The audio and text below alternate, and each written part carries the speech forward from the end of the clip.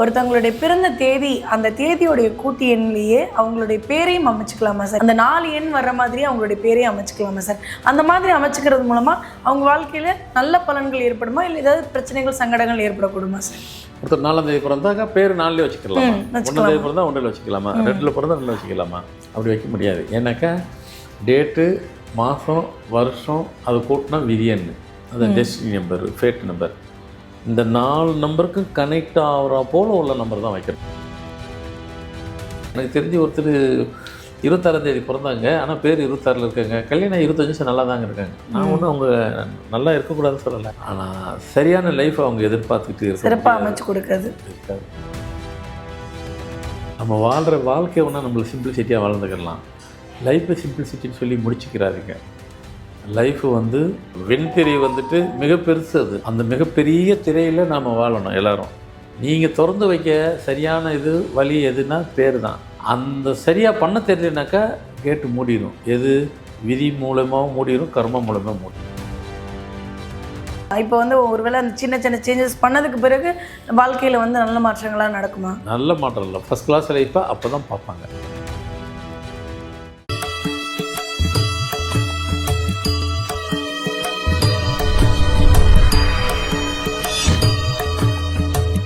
Format numerology நேயர்களுக்கு நர்மதாவின் அன்பான வணக்கம். நம்மளுடைய சேனலில் தொடர்ந்து பல்வேறு விதமான ஃபார்மட் நியூமராலஜி சம்பந்தமான தகவல்கள் பார்த்துட்ருக்கோம். அந்த வகையில் இன்றைக்கி நம்ம பார்க்க போகிற இந்த ஒரு பதிவில் நேயர்கள் கேட்டிருக்கக்கூடிய கேள்விக்கு தெளிவான பதில் கொடுக்கறதுக்காக நம்ம கூட இன்றைக்கி ஃபார்மட் நியூமராலஜியினுடைய தந்தை டாக்டர் மகாஸ் தனசேகர் ராஜா அவர்கள் நினைச்சிருக்கிறாங்க. வணக்கம் சார். வணக்கம் சார். இப்போ வந்து ஒருத்தவங்களுடைய பிறந்த தேதி, அந்த தேதியோடைய கூட்டு எண்ணிலேயே அவங்களுடைய பேரையும் அமைச்சுக்கலாமா சார்? இப்போ வந்து 4 தான் அவங்களுடைய பிறந்த தேதி அப்படின்னா அந்த 4 எண் வர்ற மாதிரி அவங்களுடைய பேரையும் அமைச்சுக்கலாமா சார்? அந்த மாதிரி அமைச்சுக்கிறது மூலமாக அவங்க வாழ்க்கையில் நல்ல பலன்கள் ஏற்படுமா, இல்லை ஏதாவது பிரச்சனைகள் சங்கடங்கள் ஏற்படக்கூடுமா சார்? பேர் வந்துட்டு நீங்கள் கேட்குறது, ஒருத்தர் 4ஆம் தேதி பிறந்தாக்கா பேர் 4லே வச்சுக்கலாமா? 1ஆம் தேதி பிறந்தா 1ல் வச்சுக்கலாமா? 2ல் பிறந்தா 2ல் வச்சுக்கலாமா? அப்படி வைக்க முடியாது. ஏன்னாக்கா டேட்டு, மாதம், வருஷம் அது கூட்டினா விதியன்னு, அது டெஸ்டினி நம்பர், ஃபேட் நம்பர். இந்த 4 நம்பருக்கும் கனெக்ட் ஆகிற போல் உள்ள நம்பர் தான் வைக்கணும். இதில் மெயின் ரோடு டேட்டு, ஃபேட்டு, விதியன்னு. இந்த 2 நம்பரும் இவங்களுக்கு கனெக்ட் ஆகணும். அப்படி உள்ள நம்பரை தான் அவங்களுக்கு பேராக வைக்கணும். சில பேருக்கு வந்துட்டு பை பர்த்டே அவங்களுக்கே தெரியாது. இப்போ 8ஆம் தேதி 26ஆம் தேதி பிறந்திருப்பாங்கன்னு வைங்க, அவங்களுக்கே தெரியாமல் அவங்க பேர் வந்து 8ல் இருக்கலாம். அந்த 8ங்கிறது அதே 26ல் இருக்கலாம், இல்லை 17ல் இருக்கலாம். அதான் கூட்டினா மொத்தத்தில் இல்லை, மொத்தத்தில் கூட்டினா அதே 8ல் இருக்குது. அப்படி இருந்துருச்சு ஒருத்தருக்கு அப்படின்னாக்கா அவங்க லைஃப் எப்படி இருக்கும்? அதாவது இது வந்து இயற்கையாக அவங்க வச்சுக்கிறல. அந்த பேர் வந்து 8ஆ வேணும் எனக்கு நினச்சி அப்படி வைக்கல. ஒருவேளை அதை மீறி வச்சுட்டாங்க, சரி இருக்குது, வச்சுக்கிட்டாங்களே இருக்குது. இயற்கையில் பை பர்த்லேயே அவங்களுக்கு அது மாதிரி பிறந்த தேதி 26, பேர் வந்து 26ல் இருக்குது அப்படின்னாக்கா லைஃப் எப்படி இருக்கும் அப்படின்னு நீங்கள் கேட்டிங்கனாக்கா அதுக்கு என்ன பதில்னா ஒரு எப்படி சொல்லலாம் அப்படின்னாக்கா, இதெல்லாம் வந்து அவங்க அப்படி இருந்ததுன்னா இது முன்ஜென்மத்தினுடைய விதியின் பயனை அவர்கள் அனுபவித்து கொண்டு இருக்கிறார்கள். முன் ஜென்மத்தின் கர்மாவின் பலனை இப்பொழுது அனுபவித்து கொண்டு இருக்கிறார்கள். என்னங்க இப்படி சொல்லிட்டீங்க படாருன்ட்டு அப்படி கூட கேட்கலாம்.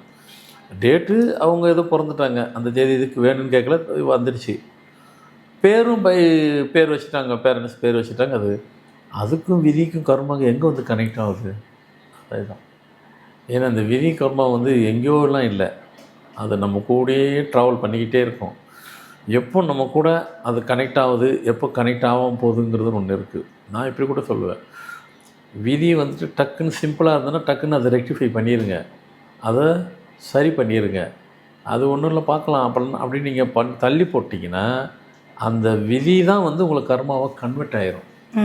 விதி வந்து சேஞ்சபிள், மாற்றத்தக்கது. கர்மம் மாற்ற முடியாது, சேஞ்சபிள் கிடையாது. அதனால் வந்துட்டு விதி வேறு, கர்மம் வேறு. ஆனால் அது ரெண்டும் வந்து உங்களுக்கு வந்துட்டு இப்படி ஒரு நம்பர் வந்து அதில் கனெக்ட் ஆகிடும். ஐயோ என்னங்க திடீர்னு இப்படி சொல்லிட்டீங்க, நான் சொல்லலை, அதான் உண்மை.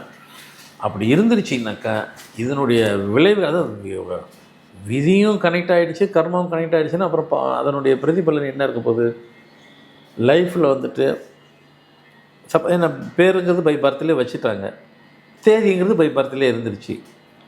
அப் டு வாழ்கிற காலம் எவ்வளோ நாளும் தெரியல, ஒரு நாளும் ஹாப்பியாக அவங்க இருக்க முடியாது. இருந்தது இல்லை தான் சொல்லணும், இருக்கவும் முடியாதுங்கிறது கன்ஃபார்மே பண்ணலாம். நல்ல நிகழ்வு அப்படி எதெல்லாம் இருக்கோ அதெல்லாம் இவங்க கனெக்டே ஆக மாட்டாங்க. அது உள்ளே போய் இவங்க கலக்கவே முடியாது.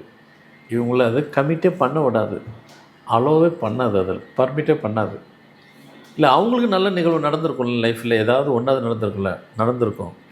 நிகழ்வு அன்றைக்கி நடந்ததோடு சரி, அங்கே டே ஒன்லேயே வந்து அது நல்ல நிகழ்வாக இருக்காது. மேரிட் லைஃப்லையும் பெருசு சொல்லிக்கிற அளவுக்கு இருக்காது.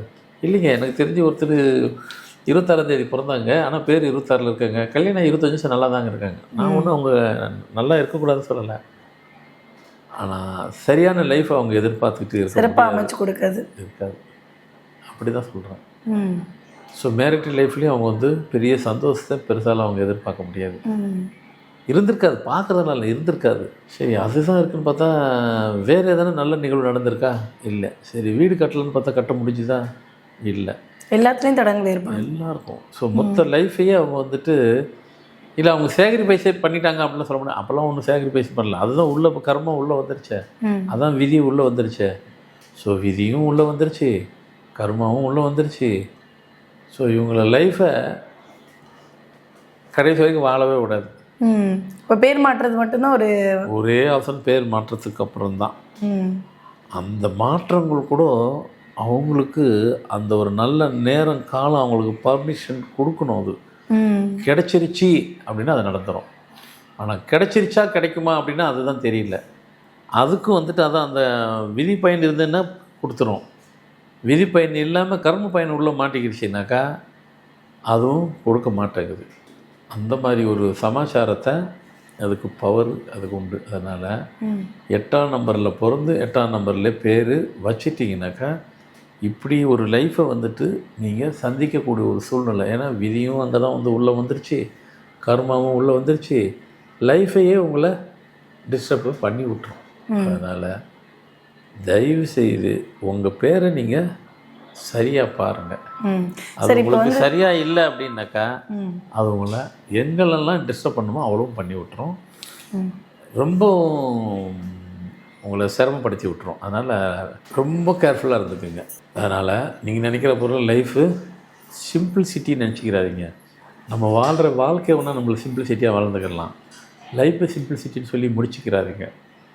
லைஃபு வந்து அது வெண்திரை வந்துட்டு மிக பெருசு. அது அந்த மிகப்பெரிய திரையில் நாம் வாழணும் எல்லோரும். அதை நாம் வாழ வழி வளர்க்குறதுக்கு உண்டான வழியை நாம் தான் வந்து திறந்து வைக்கணும். கேட்டை நீங்கள் திறந்து வைக்க சரியான வழி எதுனா பேர் தான். அந்த சரியாக பண்ண தெரியலனாக்கா கேட்டு மூடிடும். எது விதி மூலமாகவும் மூடிடும், கர்ம மூலமாக மூடிடும். அதுக்கு இடம் நீங்கள் கொடுத்துறாதீங்க. சார் நீங்கள் சொன்ன மாதிரி இப்போ வந்து ஒருத்தவங்க 8ஆம் தேதியில் பிறந்திருக்கிறாங்க, அவங்க 8 அப்படின்ற எண்ணிலே வந்து அவங்களுடைய பேர் அமைச்சிருக்காங்க அப்படின்னா, இப்போ ஒரு உதாரணத்துக்கு வந்து அவங்களுடைய பேரில் ஏதோ ஒரு இடத்துல வந்து ஒரு ஏ எக்ஸ்ட்ரா ஆட் பண்ணுறதுனாலையோ இல்லை வந்து ஒரு ஐஒய் அப்படின்ற மாதிரி ஏதாவது ஒரு லெட்டர்ஸ் ஆட் பண்ணி நம்பர்ஸ் கவுண்ட் அதிகப்படுத்தினா அந்த பிரச்சனைகள்லேருந்து நம்ம தப்பிக்க முடியுமா சார்? இதுவும் கரெக்டான கேள்வி தான்.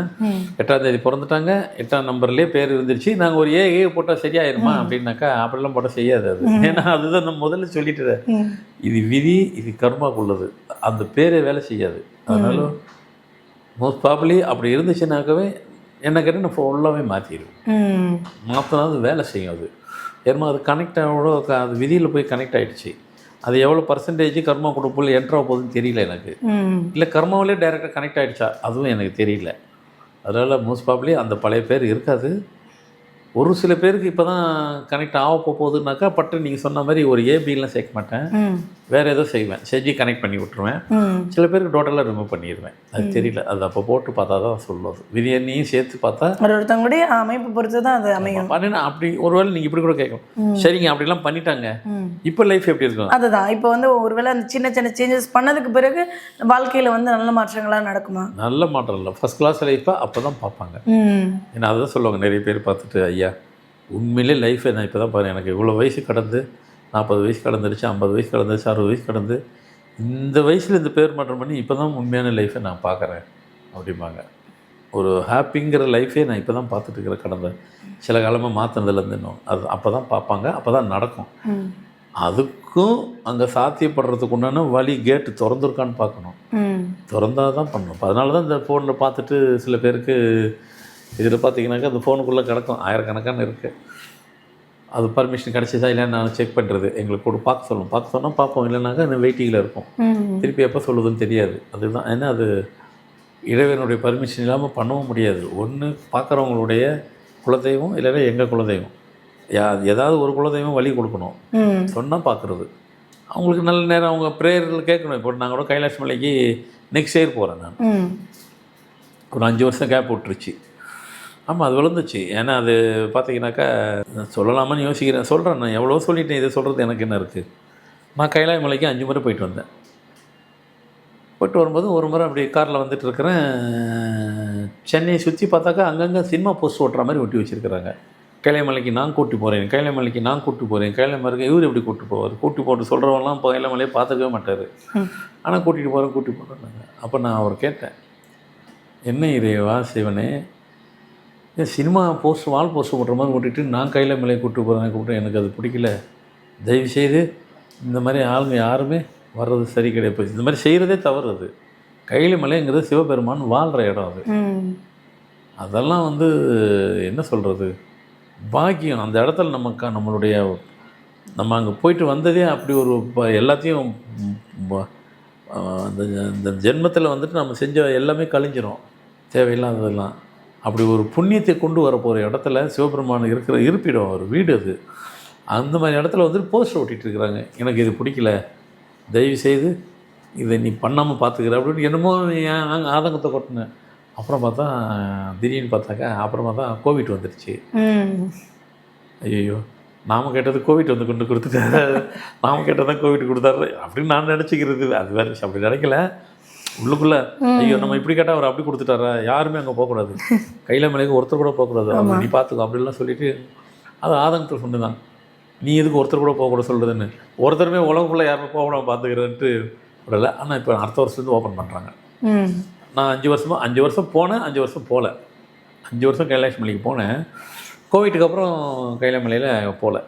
ஆனால் அடுத்த வருஷம் போகிறேன். ஆனால் இருக்கிறாங்க இப்போ லிஸ்ட்டு. நான் எப்போயுமே ஒரு 20, 30, 40 பேர் கூப்பிட்டு போவேன். லிஸ்ட்டெல்லாம் கிட்டத்தட்ட 200, 300 பேர் இருக்காங்க. எல்லாத்தையும் ப்ரே பண்ணேன்.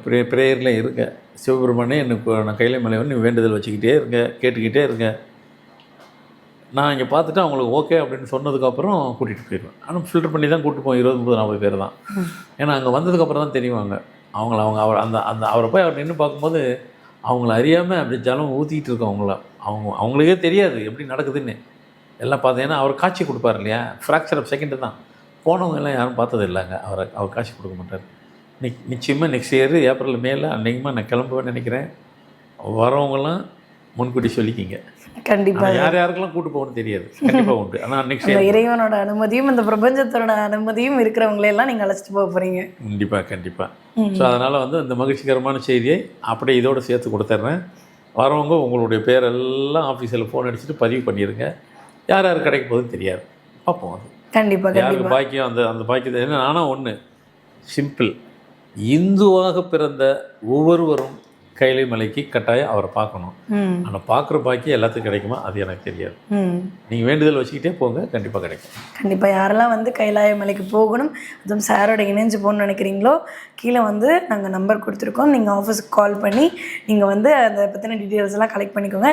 கண்டிப்பாக இந்த ஒரு பதிவு வந்துட்டு ரொம்ப ரொம்ப பயனுள்ளதாக இருக்கும் சார் மக்களுக்கு. ஏன்னா வந்து தெரியாத பல விஷயங்களில் ரொம்ப தெளிவாக எடுத்து சொல்லியிருக்கீங்க சார். ரொம்ப ரொம்ப நன்றி சார். வணக்கம்மா.